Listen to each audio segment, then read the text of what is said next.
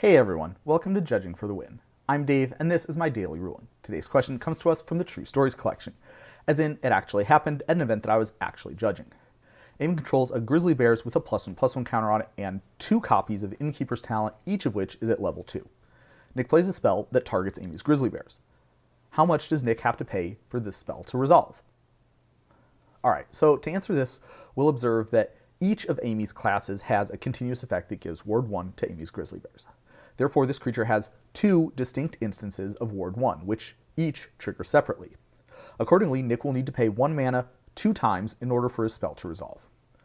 Another thing to note is that this same concept applies if a spell has multiple targets. For example, if Nick wanted to cast a spell like this Amazing Acrobatics and target 2 of Amy's creatures that had +1/+1 counters on them, each creature has 2 instances of Ward that operate independently, meaning that Nick would need to pay a total of 4 mana in addition to the Amazing Acrobatics normal casting cost that he would have to pay in order to get his spell to resolve. Alright, well, here's another interesting thing that can come up with Innkeeper's talent. Let's say that Amy does not say anything about Ward and Nick does not pay any extra mana for his spell. After the spell resolves, Nick goes to take his turn. As Nick is drawing for a turn, Amy says, "Hey, you had to pay extra for that spell because my grizzly bears has Ward."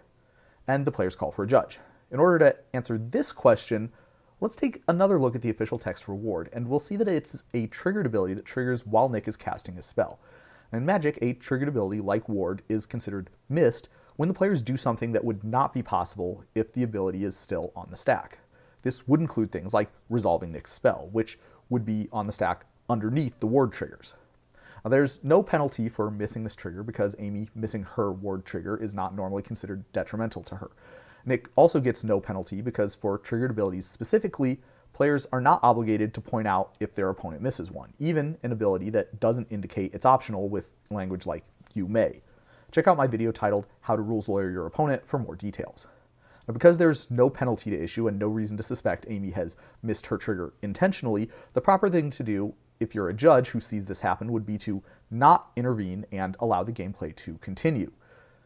Okay, normally if a triggered ability is missed, but the players catch it within a turn of when it was supposed to have triggered, it can be put onto the stack if the opponent agrees to it. Unfortunately, in this case, that's kind of a moot point. The only thing the Ward triggers do as they resolve is counter a spell or ability unless a player pays some mana, but Nick's spell has already resolved, so countering it doesn't really do anything. Magic's policy documents do not support backing up for cases of a missed trigger, so there is no remedy to offer the players other than to have them continue the match with these triggers missed. Now, although this ruling is very favorable towards Nick, I think it's the best way probably to handle this situation at regular rel also. Trying to back the game up to give Amy the Ward triggers would be potentially very disruptive, and leaving things as is a reasonable and much less invasive alternative.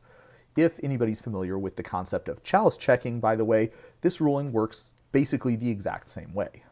That's all I have for you today. How did you do?